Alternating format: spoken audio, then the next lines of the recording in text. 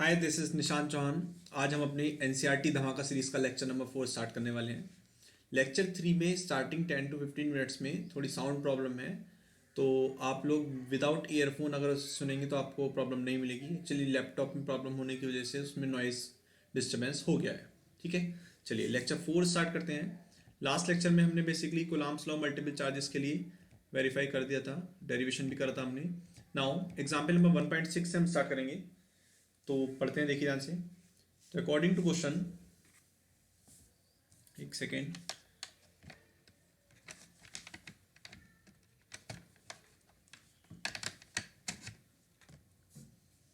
देखिए according to question, consider three charges Q1, Q2, Q3 each equal to Q at the vertices of an equilateral triangle of side L। एक equilateral triangle है, उसकी vertices पर आपके charges हैं Q1, Q2, Q3 और सब किसके इक्वल हैं? Each equal to Q। ठीक है, now what is the force on a charge capital Q with the same sign as small q placed at the centroid of the triangle। आपसे बोला गया है फोर्स कैलकुलेट करिए centroid पर। तो देखिए इस तरीके से डायग्राम है, पहले डायग्राम समझते हैं फिर कैलकुलेशन की बात करेंगे। आपके पास एक इक्विलेटरल ट्राइंगल जिसकी साइड कितनी है आपकी L है। ए पे चार्ज कितना है Q1 which is equal to small q, B पे चार्ज कितना है Q2 which is also equal to q and same as C पे चार्ज कितना है Q3 which is also equal to small q। इन तीनों इस ट्राइंगल के सेंट्रोइड पर यहां पर एक चार्ज कैपिटल क्यू है और आपसे बोला गया है कि इस चार्ज कैपिटल क्यू पर नेट फोर्स कैलकुलेट करिए। क्या करिए? नेट फोर्स कैलकुलेट करिए। तो देखिए मैं इसे आपको एक्स्ट्रा अलग से जाइड बोर्ड पे समझाता हूं। Withdraw the diagram.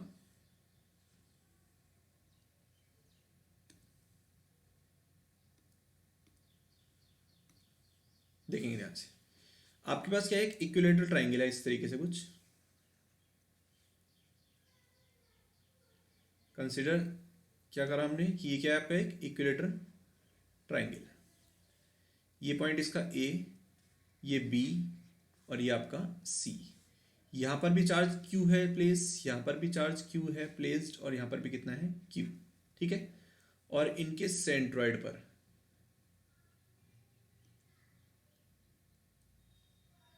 पहले मैं इस सारे पॉइंट्स को सेंट्रॉइड से मिला देता हूं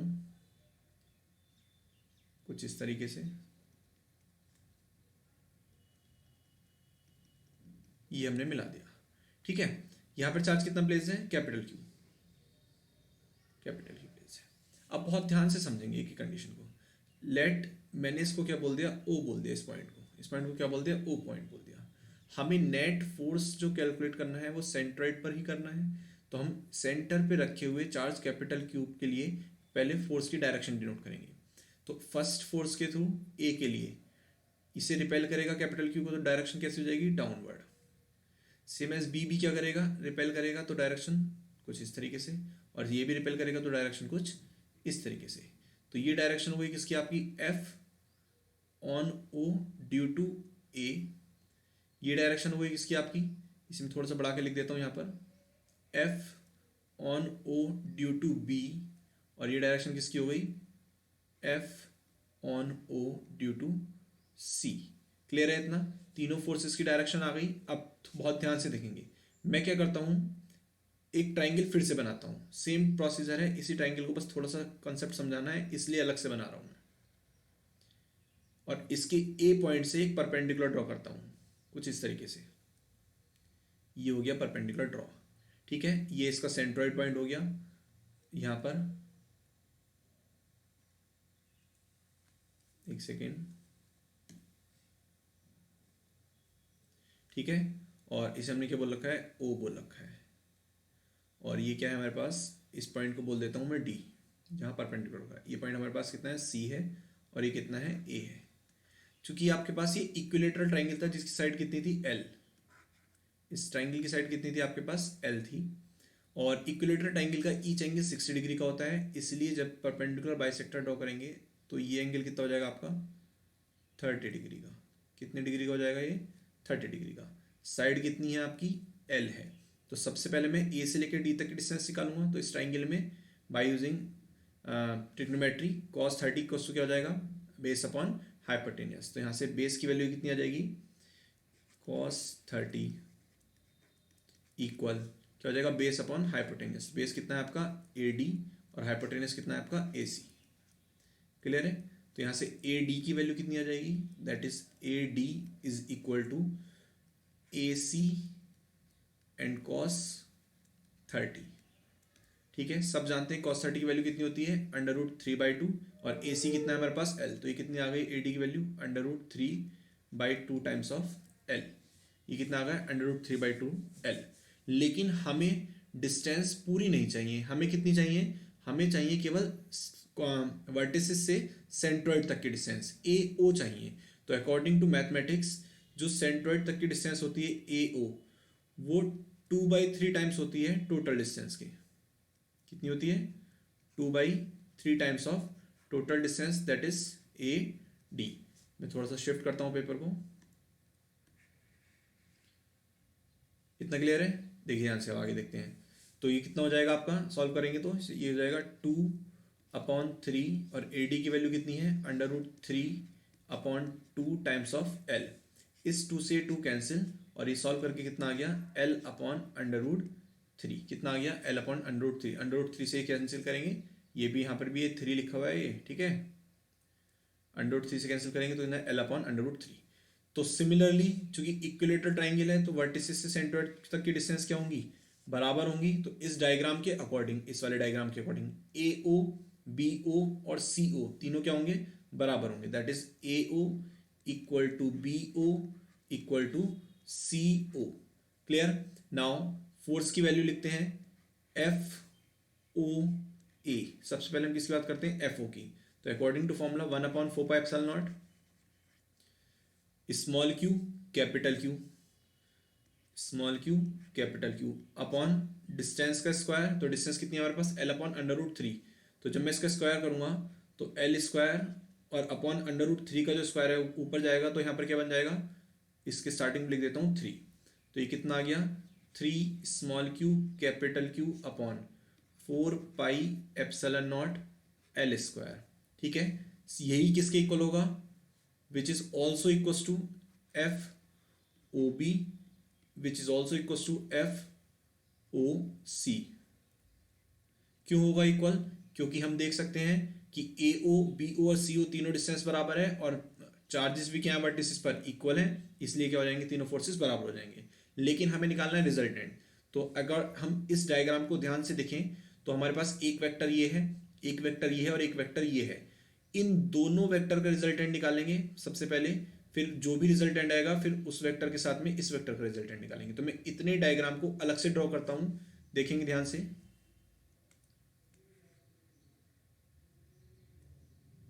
देखिए तो हमारे क्वेश्चन के अकॉर्डिंग क्या है, एक वेक्टर हमारे पास ऐसे है, एक वेक्टर हमारे पास कुछ इस तरीके से और एक वेक्टर हमारे पास कुछ इस तरीके से है। ठीक है, इस वेक्टर को हमने क्या बोल रखा है FOA, इस वेक्टर को हमने क्या बोल रखा है FOB और इस वेक्टर को हमने क्या बोल रखा है FOC।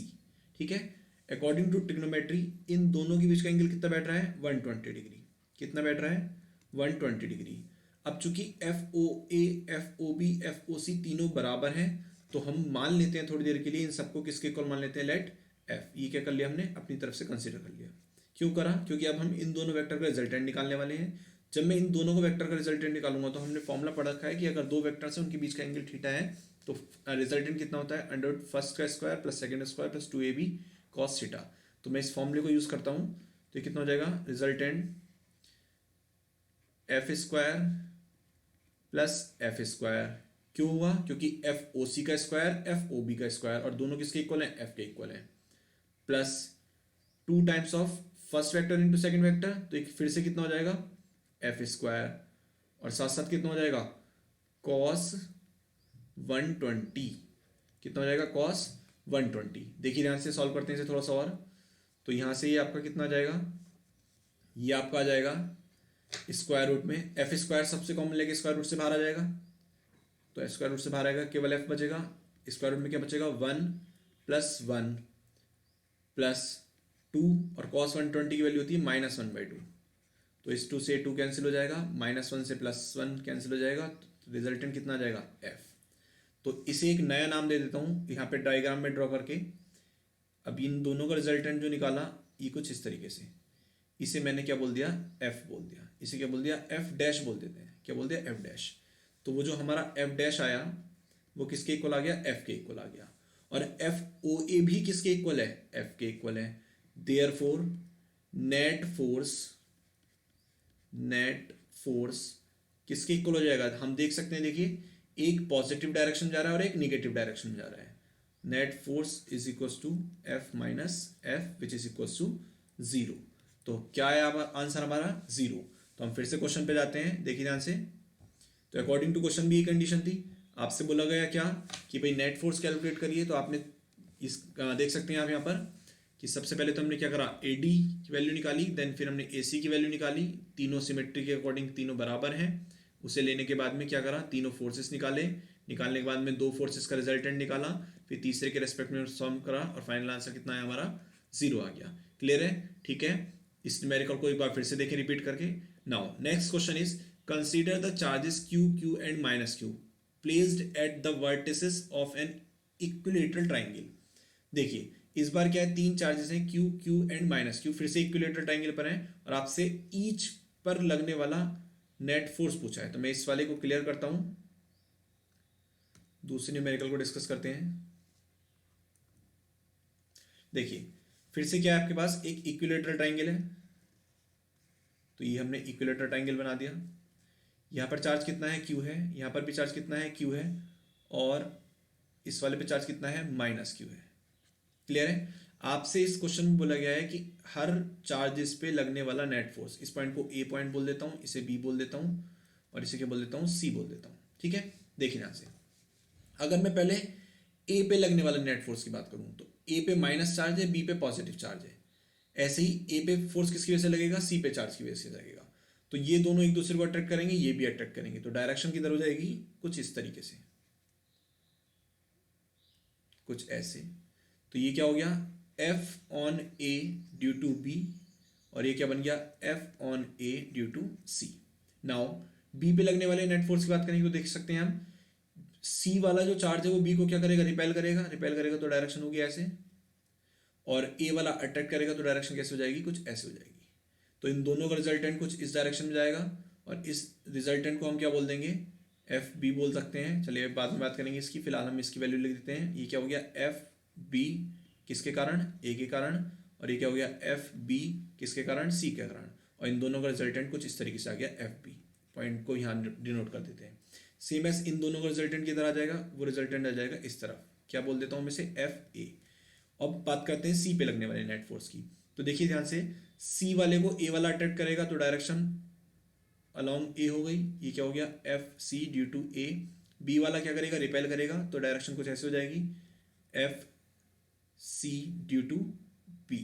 इन दोनों वेक्टर का रिजल्टेंट कुछ इस तरीके से जाएगा, तो ये क्या हो गया आपका नेट फोर्स ऑन सी। ठीक है, अब मेन चीज क्या है, हम क्या देख सकते हैं कि एफ बी और एफ सी वाले केसेस में दोनों की वेक्टर के बीच का एंगल क्या है, सेम है, क्योंकि ये इक्विलेटरल ट्राइंगल भी है तो डिस्टेंस भी सेम है, चार्ज का मैग्नीट्यूड भी क्या है, सेम है। अगर मैं ईच पेयर के लिए नेट फोर्स की बात करूं तो जनरली हम लिख सकते हैं फोर्स कितना होगा ईच पेयर के लिए, 1/4πε0। कोई से भी दो चार्जेस ले लीजिए तो क्यू स्क्वायर हो जाएगा, और दोनों चार्जेस के बीच की डिस्टेंस ले लीजिए तो क्या हो जाएगा, एल स्क्वायर हो जाएगा। तो ईच पेयर के लिए लगने वाला फोर्स हो गया इतना। दैट मीन्स अगर हम बात करें किसकी, ए पे लगने वाले नेट फोर्स की, तो हम देख सकते हैं दो वेक्टर है हमारे पास, और दो वेक्टर का क्या बीच का एंगल कितना है, 60 डिग्री है।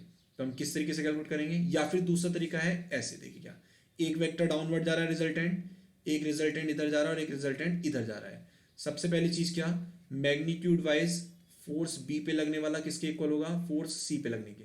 क्यों, क्योंकि दोनों केस में एंगल सेम है। और ए पे लगने वाला जो नेट फोर्स होगा उसका मैग्नीट्यूड की बात करें तो वो कितना आ जाएगा, स्क्वायर रूट में पहले का स्क्वायर प्लस दूसरे का square plus 2 times of first into second, और साथ साथ कॉस कितना, बीच का एंगल कितना है दोनों वेक्टर्स के बीच का एंगल 60 डिग्री। ठीक है, जब इसे सॉल्व करूंगा तो कितना आ जाएगा, √3 टाइम्स ऑफ एफ। किस तरीके से करा, फिर से देख लीजिए, एफ ए का रिजल्टेंट निकालूंगा तो दो वेक्टर है मेरे पास, एफ ए बी और एफ ए सी, इनके बीच का एंगल कितना है, 60 डिग्री। तो मैंने वही करा, F A B F A C दोनों बराबर हैं और किसके इक्वल है, एफ के इक्वल है। ठीक है, तो ये आ गया हमारे तीनों फोर्सेस पे तीनों वेक्टर पॉइंट चार्जेस पे लगने वाला नेट फोर्स, अगर हमसे कोई रिजल्टेंट फोर्स की बात करें तो देखिए एक वेक्टर हमारा जा रहा है डाउनवर्ड जिसे हमने क्या बोल रखा है एफ ए, एक वेक्टर जा रहा है हमारा इस तरफ जिसे हमने क्या बोल रखा है एफ सी, और एक वेक्टर जा रहा है हमारा इस तरफ जिसे हमने क्या बोल रखा है एफ बी। एफ बी और एफ सी क्या है, दोनों बराबर है। ये क्या है, एफ बी और एफ सी क्या है, दोनों बराबर है। और इनके बीच का एंगल कितना दिख रहा है हमें, 120 डिग्री दिख रहा है। कितना दिख रहा है, 120 डिग्री इनके बीच का एंगल है आपका। तो ऐसी सिचुएशन में जब मैं एफ बी और एफ सी का रिजल्टेंट निकालूंगा तो वो कुछ इस डायरेक्शन में जाएगा जिस तरीके से हमने लास्ट न्यूमेरिकल में डिस्कस करा था। और वो कितना आ जाएगा, √3 टाइम्स ऑफ एफ। फिर से वो क्या कर देगा, नीचे वाले को कैंसिल करेगा। तो नेट सम कितना आ जाएगा, 0 आ जाएगा। नेट सम यहाँ पर भी कितना आ जाएगा, 0। नेट फोर्स तो 0 आ गया, इंडिविजुअल फोर्स हमने कुछ इस तरीके से कैलकुलेट करी है। क्वेश्चन पे हम फिर से जाते हैं तो देख सकते हैं हम F1 F2 का मैग्नीट्यूड F के इक्वल आ रहा है, F3 का मैग्नीट्यूड √3 टाइम्स ऑफ F के इक्वल आ रहा है। ठीक है, थोड़ा सा और आगे बढ़ते हैं, कैलकुलेशन दिखा देते हैं हम आपको। तो वही कंडीशन देखो, रिजल्टेंट फोर्स कितना आ रहा है आपका, रिजल्टेंट फोर्स जब निकालेंगे तीन वेक्टर का तो वो कितना आएगा, 0 आएगा।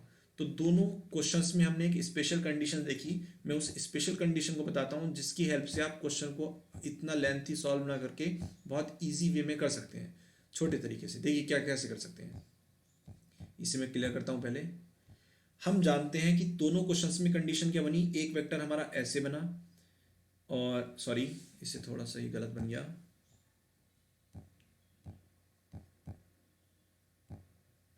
देखिए एक वेक्टर हमारा ऐसे बना, एक वेक्टर हमारा ऐसे बना, और एक वेक्टर हमारा बना ऐसे।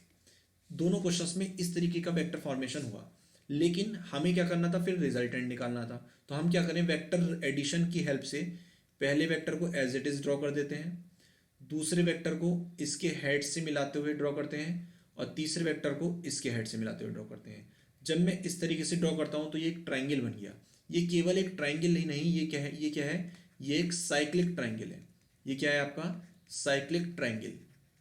ठीक है, और साइक्लिक ट्राइंगल के केस में जो सम ऑफ वेक्टर्स होता है, नेट रिजल्टेंट होता है, वो कितना होता है, 0 होता है। ये वेक्टर की प्रॉपर्टी है कि अगर साइक्लिक ट्राइंगल का फॉर्मेशन कहीं पर हो रहा है, साइक्लिक ट्राइंगल मीन्स क्या, head tail head tail head tail, इस सीक्वेंस में अगर ट्राइंगल फॉर्मेशन हो रहा है तो उस सिचुएशन में उसका रिजल्टेंट कितना होता है, 0 होता है। तो इसलिए हमने देखा क्या, दोनों केसेस में जब हमने रिजल्टेंट कैलकुलेट करा तो वो हमारा कितना आया, 0 आया। तो आप बाय यूजिंग दिस प्रॉपर्टी आप आंसर को इजीली कैलकुलेट कर सकते हैं अगर आपका कंपटीशन में आता है तो।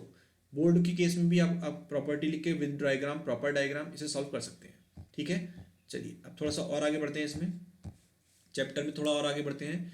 Next topic is electric field. तो इलेक्ट्रिक फोर्स से रिलेटेड हमने काफी सारी चीजें पढ़ी, अब बात करेंगे हम किसकी, इलेक्ट्रिक फील्ड की। देखिए स्टार्टिंग से लेते हैं point. Let us consider a point charge Q place in vacuum. हमने क्या कंसीडर करा, एक पॉइंट चार्ज क्यू है जो कहां पे प्लेस है, वैक्यूम में।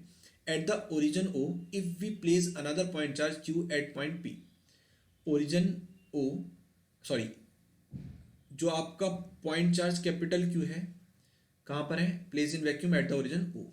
If we place another point charge Q at point P, एक पर्टिकुलर पॉइंट पर हमने एक अनदर चार्ज पुट कर दिया कुछ इस तरीके से। मान लीजिए ओरिजिन है और ये पॉइंट पी है, इनके बीच की डिस्टेंस कितनी है according to question, according to theory, O P equal to R. ठीक है, ये ओ है और ये क्या है आपका पी है। ठीक है, यहाँ पर चार्ज कितना है, कैपिटल क्यू है, और यहाँ पर चार्ज कितना है, स्मॉल क्यू है। ठीक, आगे बढ़ते हैं। तो कंडीशन क्या बोली, then the charge capital Q will exert a force on Q as per Coulomb's law. चूंकि दो चार्जेस, दो पॉइंट चार्जेस एक पर्टिकुलर डिस्टेंस पर हैं तो कुलाम्स लॉ के अकॉर्डिंग क्या एक्सपीरियंस करेंगे, फोर्स एक्सपीरियंस करेंगे।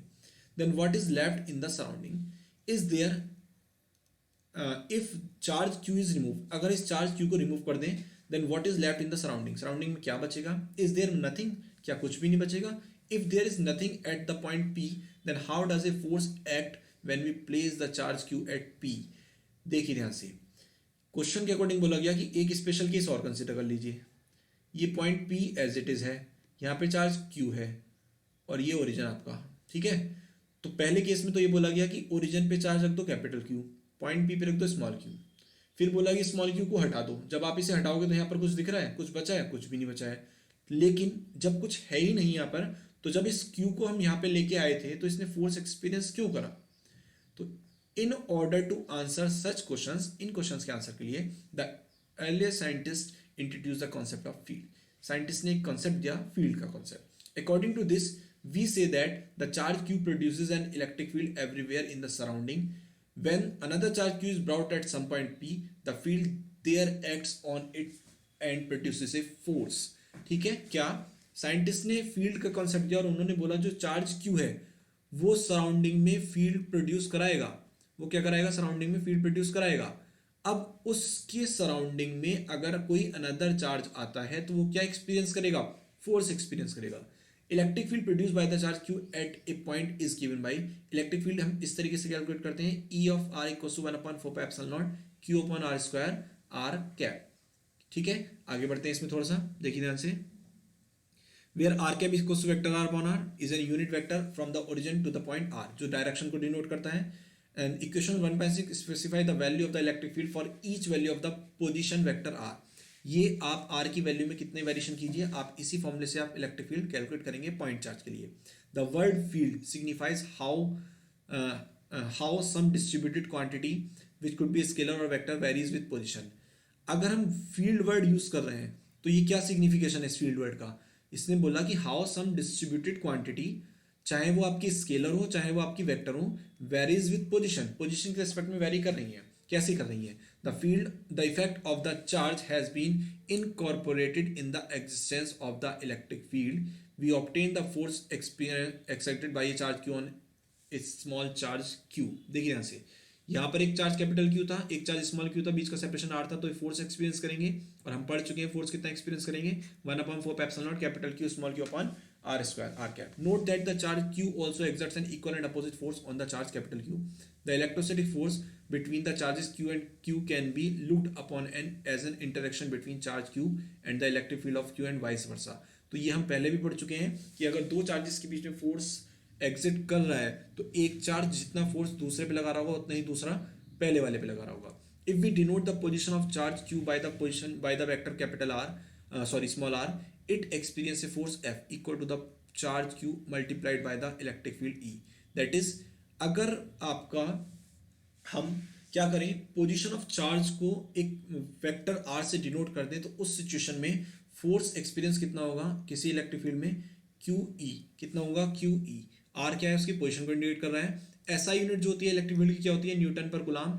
इसी के अलावा एक यूनिट और होती है इलेक्ट्रिक फील्ड की, अल्टरनेटिव वोल्ट पर मीटर. वो हम नेक्स्ट चैप्टर में भी डिस्कस करेंगे इसके बारे में.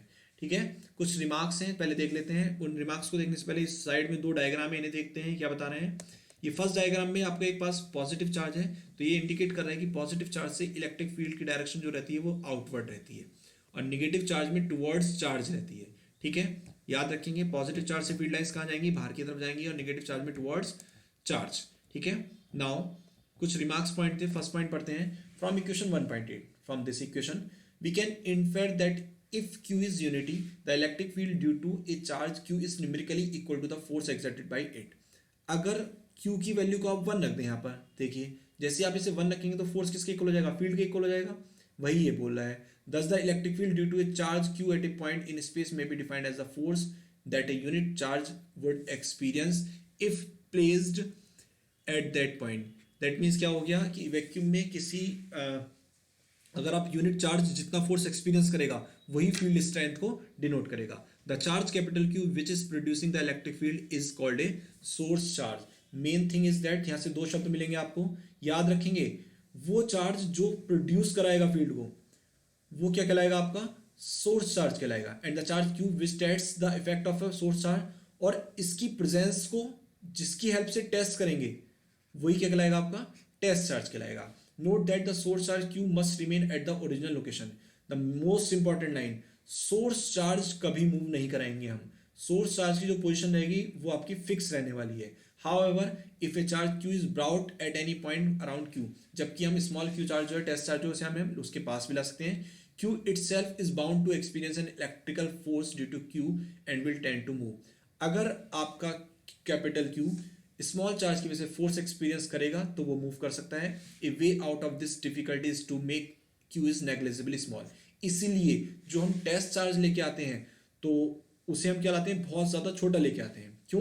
क्योंकि अगर हम हैवी टेस्ट चार्ज लेके आएंगे तो वो सोर्स चार्ज को अपनी लोकेशन से शिफ्ट करा देगा. The force F is then negligibly small but the ratio F upon Q is finite and defines the electric field. हम कह रहे हैं कि चार्ज स्मॉल होना चाहिए, फोर्स भी स्मॉल रहेगा, बट जो उनका रेशियो रहेगा वो फाइनाइट रहना चाहिए. इसलिए ई इक्वल्स टू हमने क्या पुट कर दी, लिमिट पुट कर दी, Q tends to zero F upon Q. A practical way to get around the problem of keeping Q undisturbed in the presence of Q is to hold Q at to its location by unspecified forces. Practical way क्या है, आप charge Q को hold करें कैसे, by unspecified forces. This may look strange, ये आपको strange लगेगा, but actually this is what happens in practice. Practically यही possible है. When we are considering the electric force on a test charge Q due to a charged planar sheet, इसे हम section 1.15 में discuss करेंगे. The charges on the sheet are held their locations by the forces due to unspecified charge constituents inside the sheet. That means क्या, जो एक sheet है उस sheet के पास में जैसे हम चार्ज लेके आएंगे तो इस शीट के जो चार्जेस हैं वो अपनी लोकेशन से पर ही रहेंगे, वो मूव नहीं करेंगे. सेकेंड पॉइंट क्या कहता है, note that the electric field E due to Q through defined operationally in terms of source of test charge Q is independent of Q. जो हम इस चार्ज के थ्रू फील्ड डिफाइन करेंगे वो इंडिपेंडेंट रहेगा किससे, टेस्ट चार्ज से. This is because F is proportional to Q so that the ratio F upon Q does not depend on Q. क्यों, क्योंकि एफ किसके प्रोपोर्शनल होता है, क्यू के प्रोपोर्शनल होता है, और एफ अपॉन क्यू किस पे डिपेंड नहीं करेगा, क्यू पे डिपेंड नहीं करेगा. The force F on the charge Q due to the charge capital Q depends on the particular location of charge Q which may take any value in the space around the charge Q. ठीक है, तो क्या बोला सीधे सीधे, force on the charge Q किसके कारण, capital Q के कारण, किस पे डिपेंड करेगा, location of the charge Q पर, which may take any space around the charge Q. Thus electric field E due to Q is also dependent on the space coordinate R. तो सीधे सीधे हमें क्या पता चल गया, क्योंकि जो फोर्स है वो डिपेंड कर रहा है आपका टेस्ट चार्ज की लोकेशन पर. जब टेस्ट चार्ज की लोकेशन पर फोर्स डिपेंड कर रहा है तो ऐसी सिचुएशन में हमने सीधे सीधे क्या बोल सकते हैं कि जो इलेक्ट्रिक फील्ड हम कैलकुलेट करेंगे वो भी किस पे डिपेंड करेगा, स्पेस कोऑर्डिनेट आर पे डिपेंड करेगा. For different positions of the charge q all over the space we get different values of electric field. जैसे जैसे पोजीशन को चेंज करोगे इलेक्ट्रिक फील्ड की वैल्यू आपकी चेंज होगी. The field exist at every point in the 3 dimension space, और field आपका 3D space में किसी पॉइंट पर एग्जिस्ट कर सकता है. Now third point is, for a positive charge the electric field will be directed radially outwards from the charge. तो मैंने आपको अभी डायग्राम दिखाया था उसमें सीधे सीधे यही बता रखा है. and on the other hand if the source charge is negative field vector at each point points radially inward. Positive charge होगा तो फील्ड वेक्टर्स कहाँ होंगे, आउटवर्ड रहेंगे, और नेगेटिव चार्ज होगा तो फील्ड वेक्टर्स कहाँ रहेंगे, आपके इनवर्ड रहेंगे. जैसे आप यहाँ पर इस डायग्राम में देख सकते हैं. देखिए पॉजिटिव चार्ज में फील्ड वेक्टर्स किधर है, आउटवर्ड है, और नेगेटिव चार्ज में किधर है, टुवर्ड्स चार्ज है. ठीक है, आगे बढ़ते हैं इसमें. And the fourth point, since the magnitude of the force F on charge Q due to a charge capital Q depends only on the distance small r of the charge Q from charge Q, the magnitude of the electric field also depend only on the distance r.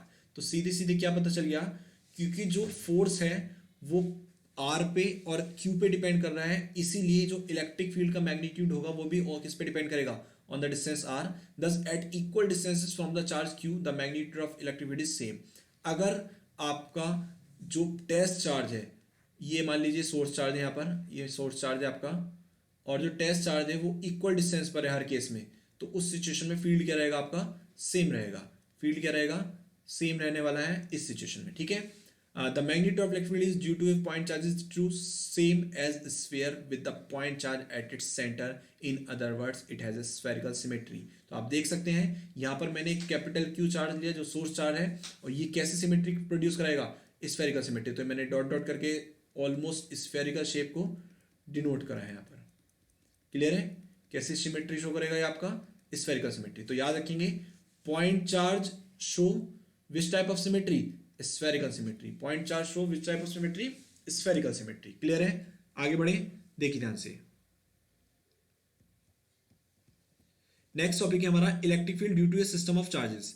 इस topic पे हम direct आते हैं. क्यों आते हैं, क्योंकि हमने electric force due to a system of charges पढ़ा था, और मैंने आपको बताया था क्या, कि जो भी आपका पर्टिकुलर पॉइंट है उसे रेफरेंस पॉइंट मानते हुए इंडिविजुअल चार्ज के थ्रू आप फोर्स कैलकुलेट करिए, देन रिजल्टेंट करिए. सेम एज यहाँ पर भी आपको क्या करना है, जैसे यहाँ पर आप डायग्राम देख सकते हैं, एक चार्ज Q1 है, एक चार्ज Q2 है, Q3, Q4.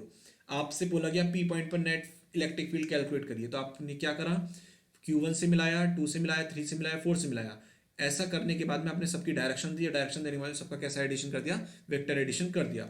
सिमिलरली फॉर्मूला हम जानते हैं पॉइंट चार्ज के लिए कितना होता है, E1 equal to 1/4 Q1 upon R1 square R1 cap.